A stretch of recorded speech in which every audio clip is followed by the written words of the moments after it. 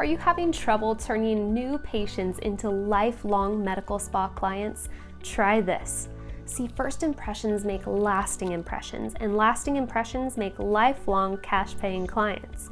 But how do you make your clients fall in love with your practice all over again, ensuring they become those lifelong clients?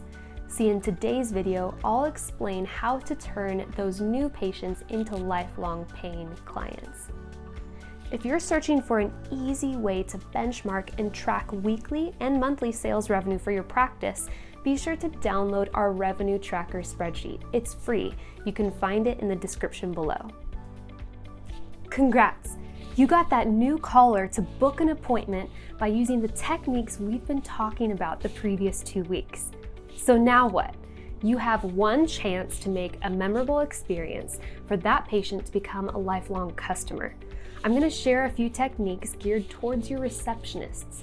These techniques can be implemented right away to really enhance the overall experience of your practice so your new patients come back time and time again. Watch to the end of this video for the best tips. We want to give that new patient a white glove service experience from the moment they walk through the door to the follow-up they receive a week or two after. So let's start with the white glove welcome. First, when the patient walks in, have your receptionist stand to greet them. Even walking around the front desk to walk them to the waiting room goes a long way. Second, welcome them. This sounds so simple, but saying welcome in, we're so glad you're here completely sets the vibe. Next, direct them. Have you ever been to an office where you question where you should go next, or do I sit now? Where do I put the paperwork? Should I wait here? It's uncomfortable, and we do not want your patients having to think or worry about anything other than enjoying their experience. So give them simple directions like, you can have a seat here, I'll bring your paperwork to you. If you have any questions at all, don't hesitate to ask. After you're done with your paperwork, you can bring it up to the front and we'll take it from there. See, it's simple, yet it takes the guessing work out of the equation. Also, when regulations ease up a bit, you may want to consider offering water, coffee, or tea to your patients. Now it's time for their actual appointment and consultation. Now there's so many techniques I want to share with you. However, we're going to save that for another video in the near future. So like and subscribe to be notified when we release that. For now, we're focusing on the front desk. So let's say the service is done and the patient is now ready for the checkout process. The number one key here is having good communication between the provider and the receptionist. We do not want your receptionist asking questions like, so when does the doctor want to see you, or do you need to schedule?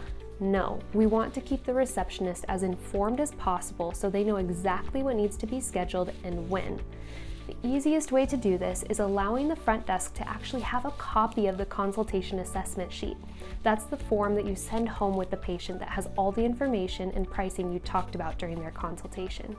If you don't have this form yet, just try coming up with a basic form the provider quickly makes notes on specifically for the front desk. It could say next Botox appointment in 4 months and hydrofacial during their follow-up and for the Botox in 2 weeks. Let me tell you why this is amazing. This gives your receptionist the ability and confidence to use verbiage like, Dr. Carl wants to see you back in 2 weeks for your follow-up and hydrofacial. Does Tuesday the 28th at 1 p.m. work for you? You'll notice your rebooking rate percentage skyrocket using this method.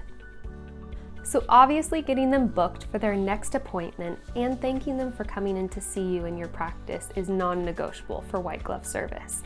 But even after they leave, there's still one more area of opportunity to really set the example for high customer service. That's the follow-up call. Having the provider who saw them for their original appointment or consultation do the follow-up call is ideal, but if the providers are too busy, have a specific person in charge of follow-up calls. Someone who is trained to answer the questions that patients might have, like if it were a follow-up call for Botox, you'd want that designated person to be able to correctly answer questions and offer solutions for patients. Your patients may not know how it's completely normal for Botox to take a full 2 weeks to take full effect, and you need your follow-up call specialist to be able to communicate the facts clearly, positively, and confidently. Last trick, if you really want to crush the follow-up game, send out a handwritten thank you card.